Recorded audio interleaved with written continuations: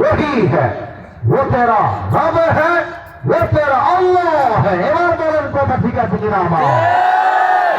আল্লামা ইকবাল লিখেছেন, রাতের পরে দিন যেমন আসে, কষ্টের সাথে সুখও তেমন আসে। কষ্টের কথা বউকে আগে বলতে যেও না, মাকে আগে বলতে যেও না। যদি কখনো মনের মধ্যে ব্যথা লাগে, খুব কষ্ট লাগে, মনটা ফেটে যায়, বুকটা ফেটে যায়, সেজদায় লুকিয়ে পড়ো, আল্লাহকে ডাক দিয়ে বলো, আল্লাহ তুমি ছাড়া আমার কেউ নাই, ও আল্লাহ তুমি আমার শেষ ভরসা। আল্লাহ বলছে, বান্দা তোর শেষ ভরসা যদি তোর আল্লাহ হয়ে যায়, দুনিয়াতে আর কাউকে তোর দরকার নাই, আমি আল্লাহ একাই তোর জন্য যথেষ্ট হয়ে যাব। এবার আপনাদের লেখাকে জাস্টিফাই করতে চাই। যুবকরা তো ঠিক বেশি খুব জোরে বলতেছ, এবার উত্তরটা জোরে দিও, আর ভয় পাবা না। তোমাদেরকে আমি অনেক ভালোবাসি, যুবকরা আমাকে অনেক ভালোবাসে। দেখেন না আপনারা মাঝে মাঝে ফেসবুকে আমার হাত কাটা, পা কাটা, বুকে ব্যথা, আমার কয়টা কোটিং যে বোতাম ছেড়ে গেছে আমাকে গুনে গুনে বলতে হবে। এই ঘড়িটাও ছেড়ে গেছিল, ঠিক করে নিয়ে আসলাম। ধাক্কা যখন দেয়, ছুঁড়ায় দেয় মাটিতে। আমার লাইফে আপনাদের গাইবান্ধায় আমি একবার এসেছিলাম 1 থেকে 1.5 বছর আগে। ছেলে পেলে মানুষের বাড়ি তিন মিন ভেঙে দিয়ে, দোকানঘাট সব ভেঙে দিয়ে, খালি সেলফি তোলার মারামারি। নীলফামারীতে মাহফিল করতে গেলাম, ধাক্কা দিয়ে শুয়াই দিল। আমি শুয়ে আছি, শুয়ে থেকে সেলফি। আমি বললাম, কি রে বাবা, শুয়ে থেকে কেন?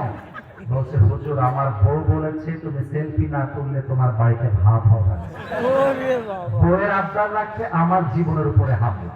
তো যুবকরা আমার ভালোবাসে, আমিও যুবকদেরকে ভালোবাসি। কারণটা হচ্ছে, আমি প্রায় মাহফিলে বাবাদের কাছে আবদার রাখি, ছেলেকে বিয়ে দিয়ে দেন, দেরি করে না।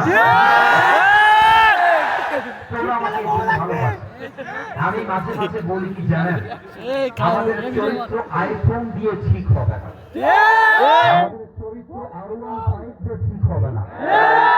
যুবকের চরিত্র ঠিক করতে বউ ছাড়া সেকেন্ডগুলো আপনারা যেন বুঝতে চান, আপনারা বলে নিজের পায়ে দাঁড়িয়ে তারপরে বিয়ে করেন।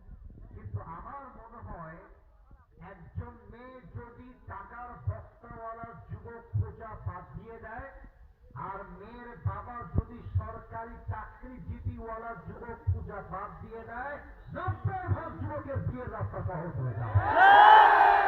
এই জন্য আমি যুবকদেরকে অলওয়েজ মোটিভেট করি, তোমরা আমার মাহফিলে এসে মজার দিকে নয়, সিরিয়াস মুডে আমার কথা শুনবা। একটা কাশি দেন উত্তর দেওয়ার জন্য, গলাটা ক্লিয়ার করাই নিলাম যেন উত্তরটা কোনোভাবে আসতে না। 1 থেকে 3 বলছি, নিজেকে স্থির করবেন। কথাকে বলেন, বললাম না মজার জায়গায় মজা, সিরিয়াস ইস্যুতে সিরিয়াস হওয়া লাগে। It's the attitude of man. পুরুষ মানুষ অলওয়েজ ধাক্কায় ধাক্কায় হাসে না। পুরুষের ব্যক্তিত্ব অনেক শক্ত। আরে পুরুষের ব্যক্তিত্বে আঘাত লাগলে পুরুষ পুরো ইতিহাস পাল্টায় রাখে না। অযথা হাসবে না। আমি 1 থেকে 3 বলছি, হাদিস শুনবার জন্য অ্যাক্টিভ হয়ে যান। 1, 2, 3। বলেন তো, নবীজির পুত্র সন্তান পৃথিবীতে কেউ কি বেঁচেছিল? উত্তর তো সঠিক হয়েছে, আসতে বললেন কেন? কেউ বেঁচেছিল? নবীজির যে কয়জন মেয়ে ছিল, একজন মেয়েকে নবীজি খুব বেশি ভালোবাসতেন। মেয়েটার নাম কি? আচ্ছা, কেউ বাঁধে নাই। আর একবার নাম কি?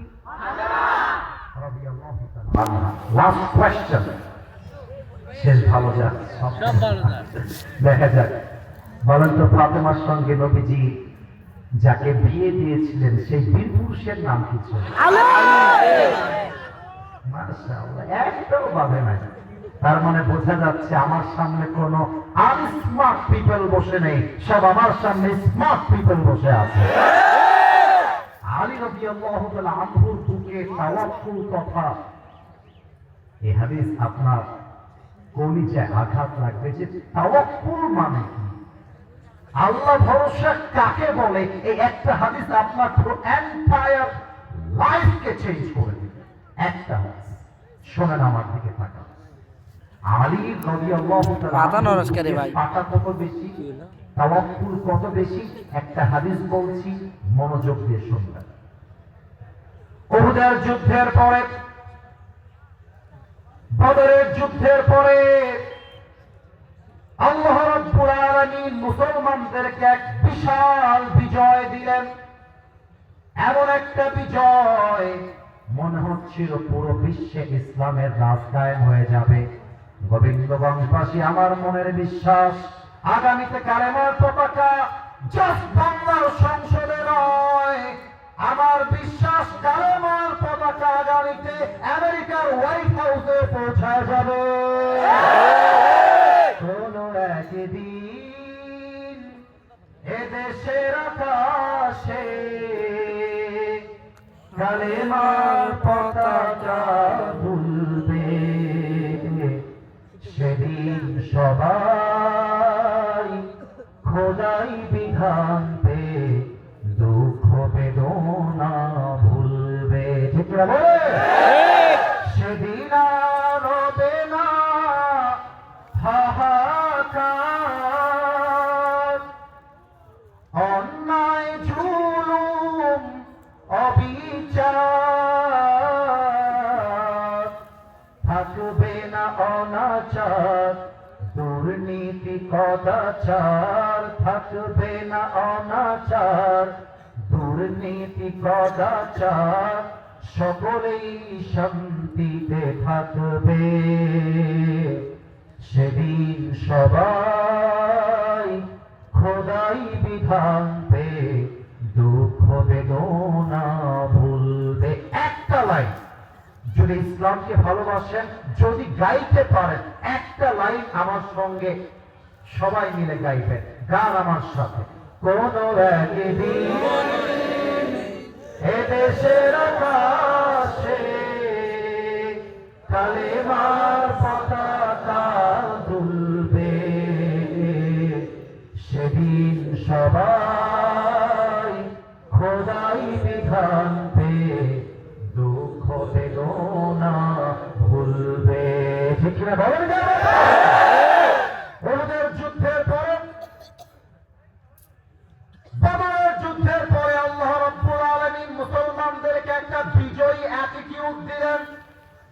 এমন একটা ভাব তৈরি হয়ে গেল, মনে হচ্ছে পুরো বিশ্বে ইসলামের রাজ কায়েম হয়ে যাবে। কাফেরদের গায়ের মধ্যে জ্বালা পোড়া শুরু হয়ে গেল। এবার আমি একটা প্রশ্ন করতে চাই, যে প্রশ্ন অনেকের গায়ে আগুন লাগতে পারে, তবু আমি আসি হুজুর একটা কথা বলে যাই। আপনি চাই আওয়ামী লীগ হন, বিএনপি হন, জামাত হন, কথা বলার ক্ষেত্রে কারোর সঙ্গে আপোষ করব, ওই দলের লোক আমরা নয়।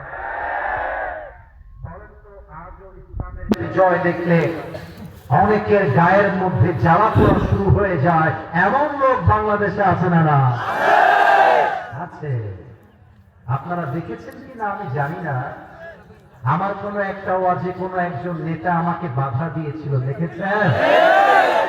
আমি কোনো কথা আপনাদের সামনে ফালতু বলতে চাই না, যা বলবো বুকের মধ্যে কলিজার পাটা বড় করে বলবো। আমার কথাই স্পষ্ট ভাষায় বলছি, আগামী বাংলাদেশ কোন প্রকার কোন বাংলাদেশি মানুষের আইনে বানানো চলবে না। বাংলাদেশ কোন গণতান্ত্রিক নিয়মে চলবে না। বাংলাদেশ কোন প্রকার কোন ব্রিটিশ আইনে চলবে না। আগামীর বাংলাদেশ চলবে আল্লাহর কোন সংবিধান।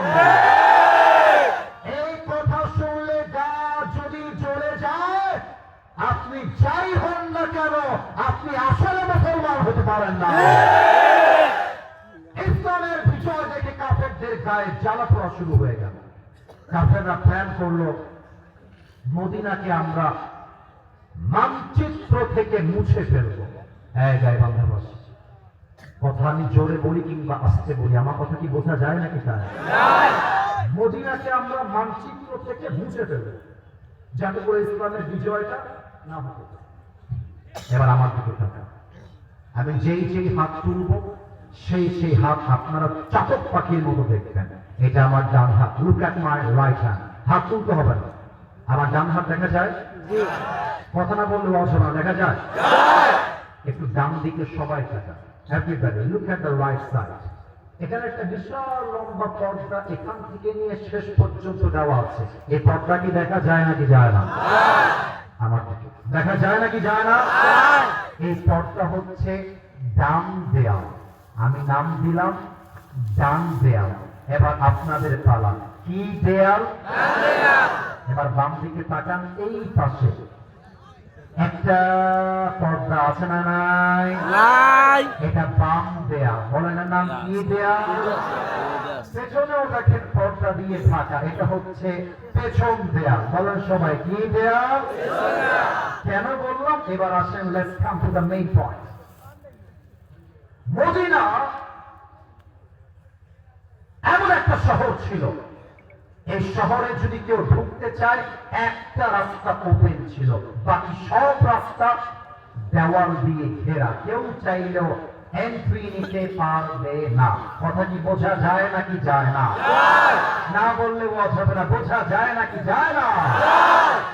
আল্লাহ রসুলের কানে খবর পৌঁছে গেল কাফেররা মদিনায় অ্যাটাক করতে আসছে, মদিনার মুসলমানদেরকে মেরে শেষ করে ফেলবে। নবীজির কর্ণপুরে খবর যাওয়ার সঙ্গে সঙ্গে নবীজি সাহাবায়ে কেরামদেরকে নিয়ে দৌড় করে পরামর্শে বসে গেলেন কি করা যায়। How can we defence of attack on them? এই অ্যাটাককে আমরা প্রতিহত করব কেমন করে? এক একজন সাহাবী দাঁড়ায়, এক একজন এক একটা বুদ্ধি দেয়, বসে যায়। নবীর কারো বুদ্ধি আহামরি